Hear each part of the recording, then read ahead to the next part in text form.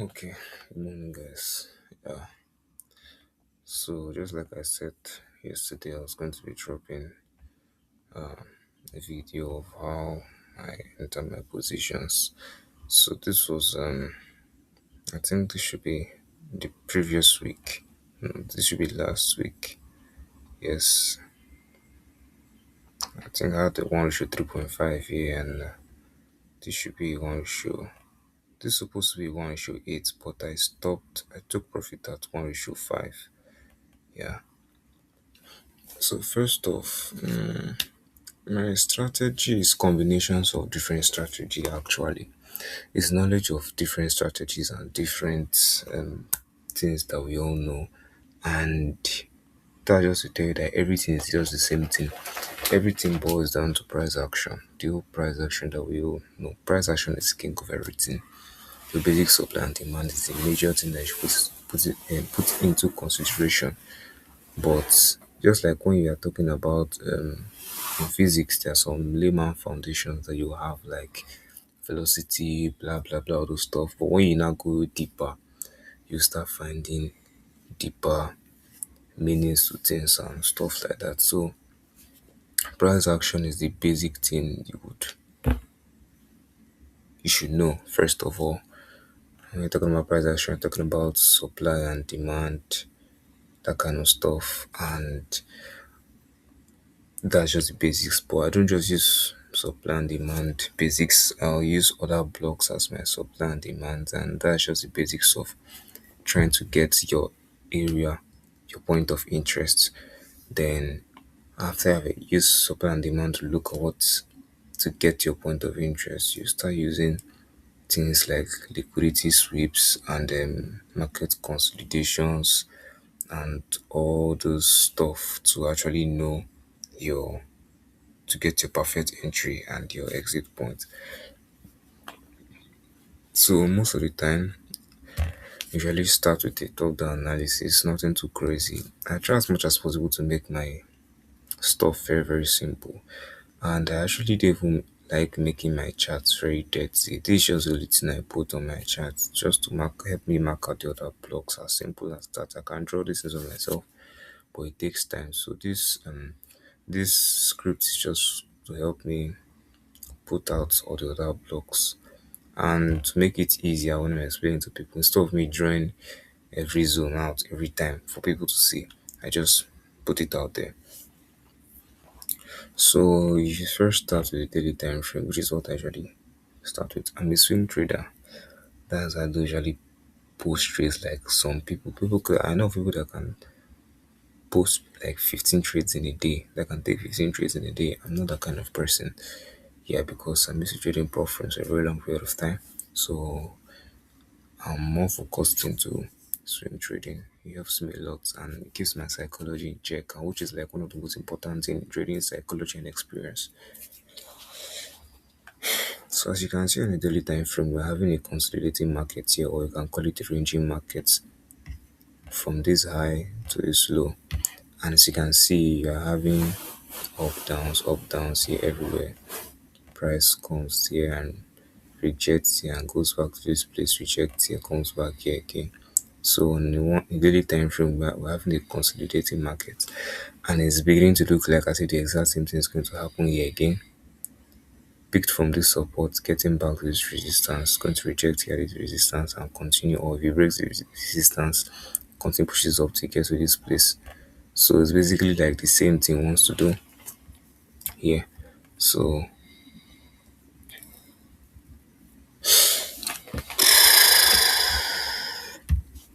but I'm not looking to the daily time frame. My major eye opener is the 4 hours time frame. As you can see on that daily time frame, the consolidating market at this point it was a downtrend. But as you got to this point, which was the previous supply on the daily time frame, you can see that there's a major resistance to this downtrend here, which has now formed a new support. So to make things very easy, this is more or less like a smart money concept something, but let's just be realistic. Let's just tell this about truth.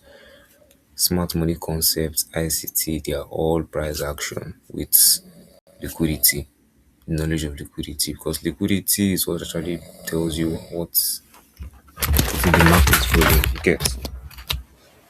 So that's just it. So in general, pardon me, if you look at this market now, you see that currently, as at from Monday of this week, we're having a very big uptrend. And if you look at our previous trades, you'd see that from Monday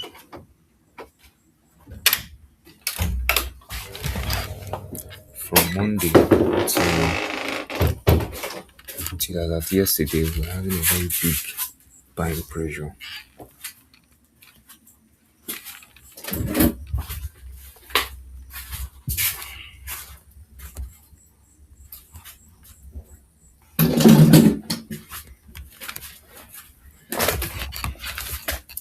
Now, as you look at it,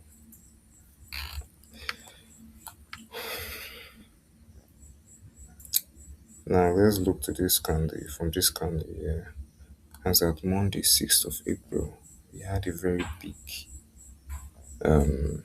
delta change.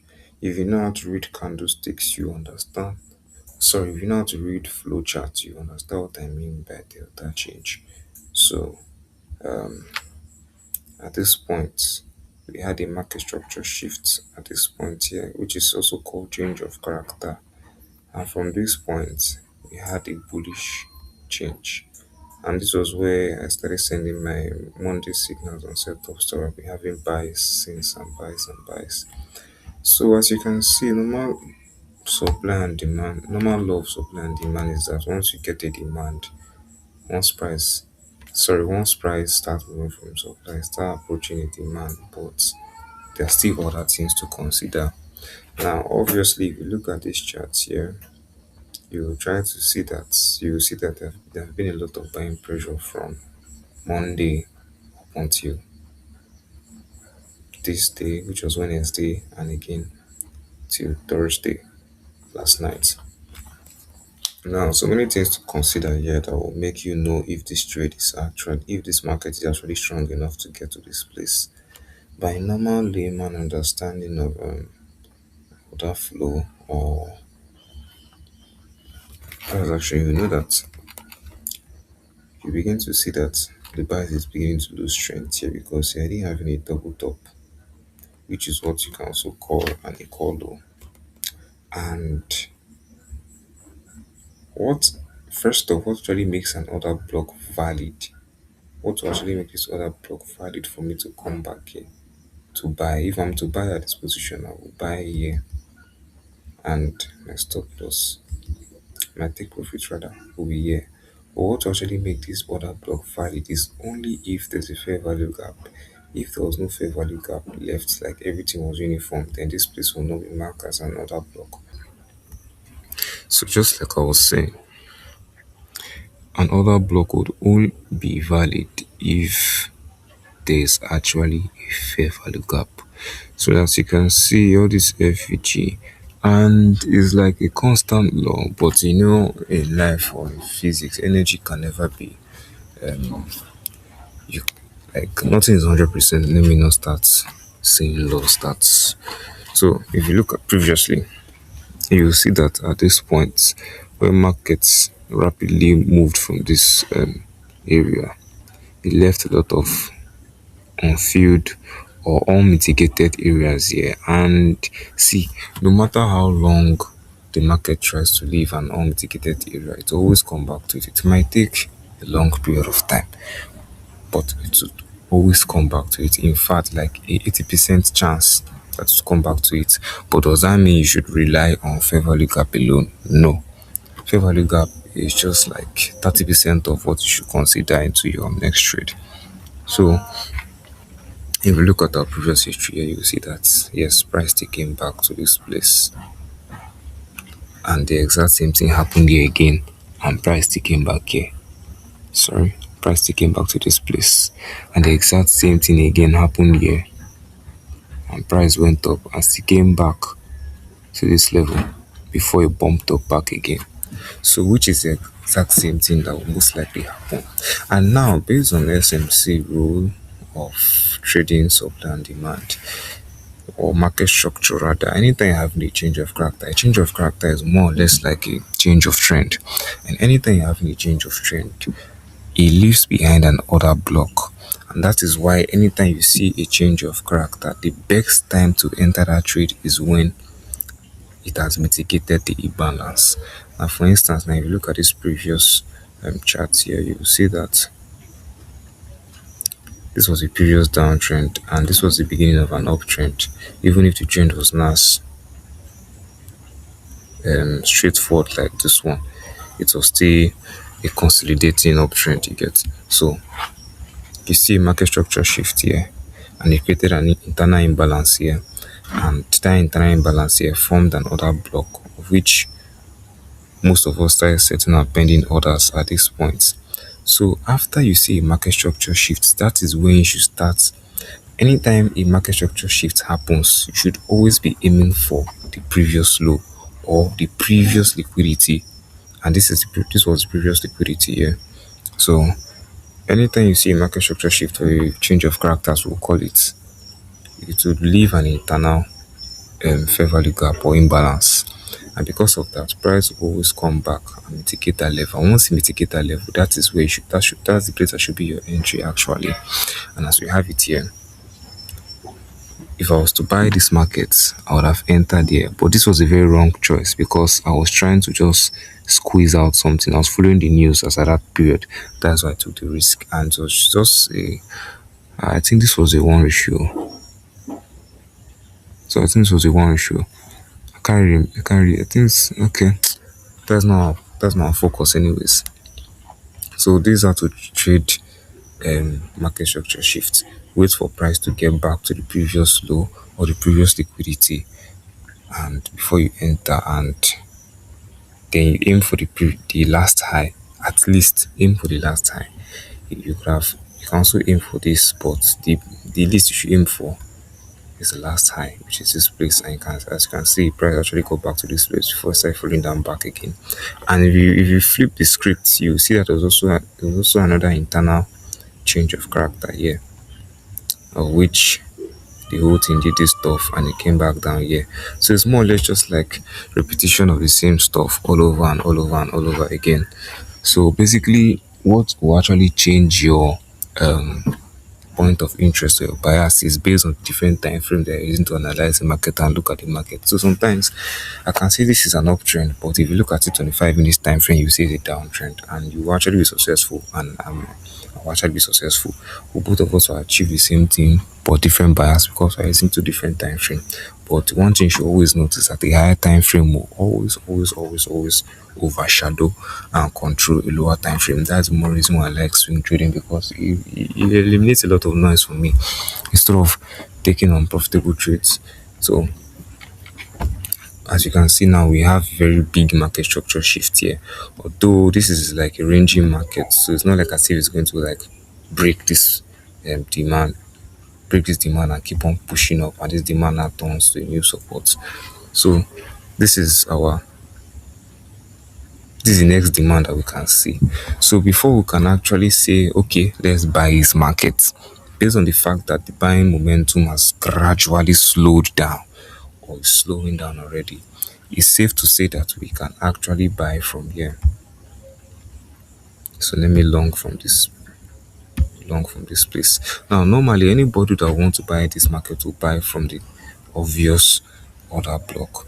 But if you look at it from a daily time frame, you will see that you see that you should actually buy from this place, because number one, if you're doing an order block in a daily time frame, all these 4-hour candles will sum up to one candle here.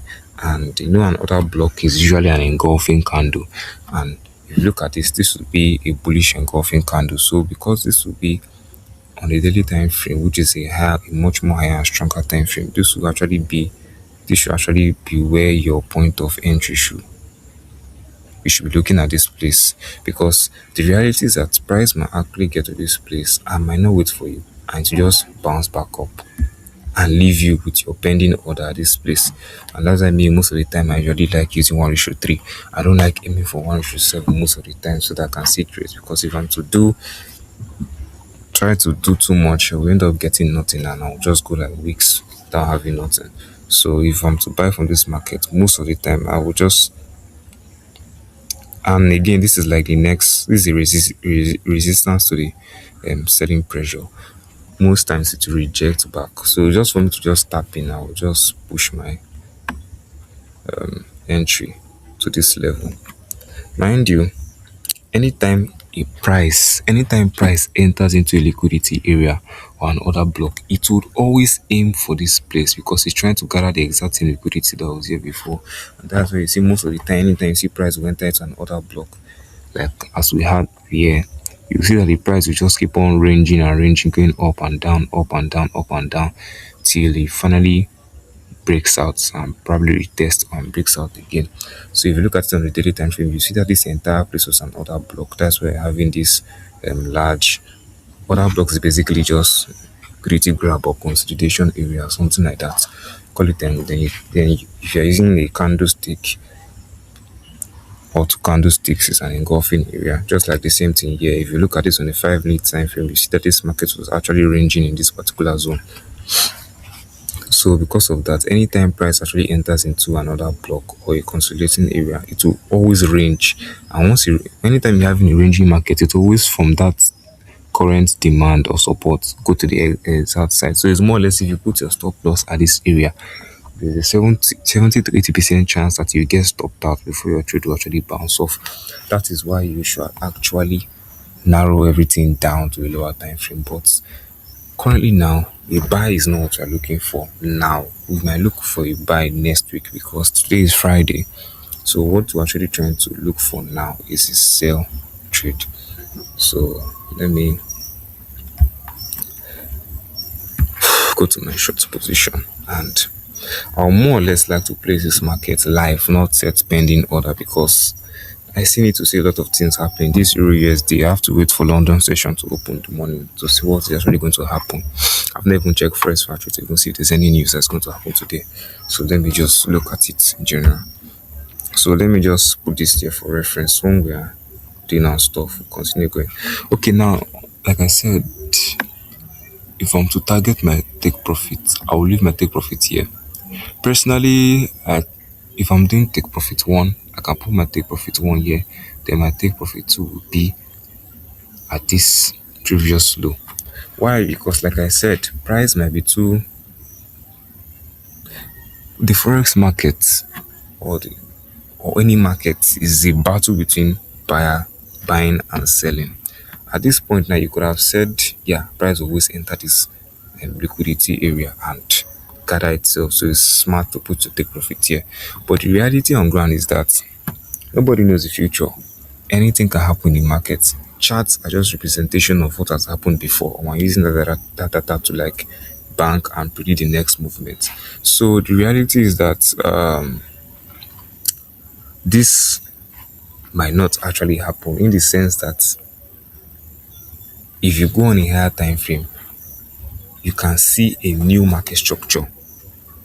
So that's why it's always good to either monitor your trading is in take profit, or you just set break even when you get to take profit one. If you get to take profit one at this place, you can set break even in case the market want to bounce off.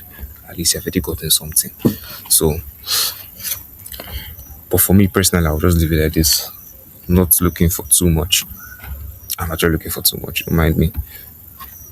So now I actually want to narrow everything down to get my precise entry. Now, as you can see on the 4 hour time frame, 2 hour time frame rather, we have equal high, which is a double top, and your normal baby pips candle in the normal candlesticks on baby pips to tell you that, yeah, WH pattern, double top, double bottom, blah blah blah, stuff like that. So when you usually see double bottom, it's more or less like opposite stuff. But I don't just follow those stuff. I don't even follow them at all. If it's just there for the sake of knowledge, I don't use that. but it's just there. Probably a good indication for people that use it, but it's still there. So I'm currently trying to sell this mitigation. And the reason why I said selling this fair value gap is risky because price might not respect it now. It will still respect it, but it might respect it later on. Maybe when price has already got into this area before it's not respect it. So uh it might respect it later. But I'm not just trading this sell now because of the fair value gap. I'm trading the sell because the selling pressure has currently the buying pressure has currently died already. So and I'm aiming for this place. Now I'm just looking for a very good entry. Me personally, if I want to enter the market, I start from 4 hours, 1 hour and 15 minutes. So 4, 1, 15. That's what I use. Okay. I'm just looking for a very good entry. This is where I'm looking to take my profit here at this exact um area. So let me go to 15 minutes time frame. Yes. Now, as you can see, this is where my entry should be at this demand zone. Now, if you want to do like most people would really want to do, let me take this stuff out. I know most of my guys that like doing 1 ratio to 1 ratio 12, 1 ratio 15. This is the opportunity. But the reality is that if your stop loss is too tight, you end up having more stops than take profits actually, because in reality the lower the risk to reward, the higher your win rates, and the higher your um, risk to reward, the lower your win rates. And so me, I'm used to 1 ratio. I like trading 1 ratio 2, 1 ratio 2, 1 ratio 3. The highest 1 ratio 2, 1 ratio, on average you see me trade 1 ratio 2, 1 ratio 3, say 1 ratio 3.4. And when I see a very good trend, I enter with 1 ratio 4. But I'm also good with stacking, so I stack trades a lot. As you can see, this is 1 ratio 12, but I'm not following this. Now I'm going to set my stop at this point. Anything that makes the market to break this resistance and enters this new this previous other block that was here before on the 4 and 2 hours time frame, the price will actually break this high again and continue pushing up, and there's no point trying to try to hold the losing trade again. So I will just set my stop loss here. Or if you go to the 4 hours time frame, you'll see that. Let's go back.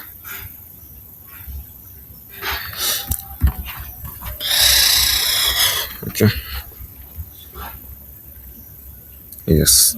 Anything that makes the market break above this week high, anything that makes this market to break above this week high, then suddenly we are buying pressure is back.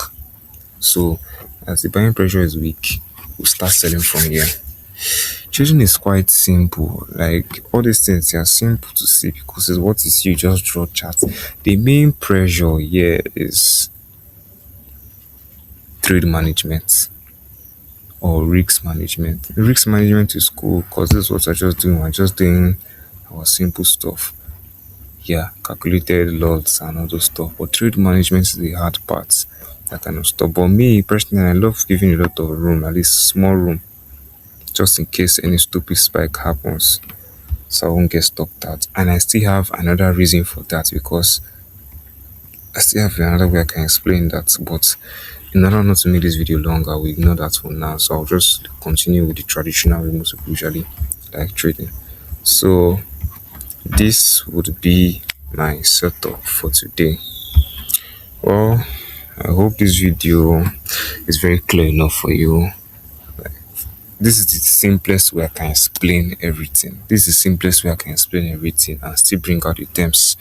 Trust me, there are lots of complex things to this, and so many years of experience, so many years of trading this exact same strategy for like more than 4 years now, and has been profitable all along. So to some of my gurus out there that are watching this video, you might feel like probably this is just basic to you. You might feel like it might not work for you, but trust me, this is what I've been using for the past 4 years, and I've used it for a lot of pro firms and personal accounts. and even my personal portfolio, my FX book. This is what I've been using for a very long period of time, and this as basic as it is, and gives me 70-80% win rate on my 1:2, 1:3. So this is just it. This is the simplest way I can put it out. To some people, it might look so basic and probably this works for me, and this is just how I do my stuff. All right. I wish you success in your trading journey.